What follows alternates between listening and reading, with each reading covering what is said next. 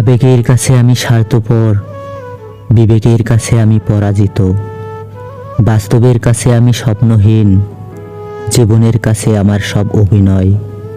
আর আমার মাঝে আমি সীমাহীন নিঃস্ব একজন। আমি সেই পাখি যার বাসা নেই, আমি সেই আকাশ যার বুকে চাঁদ নেই, আমি সেই সাগর যার তীরে পানি নেই, আমি সেই মানুষ যার একটা মন আছে কিন্তু বোঝার মতো কেউ নেই।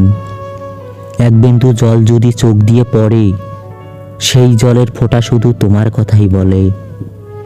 মনের কথা বোঝো না তুমি, মুখে বলি তাই, শত আঘাতের পরেও তোমায় ভালোবেসে যাই।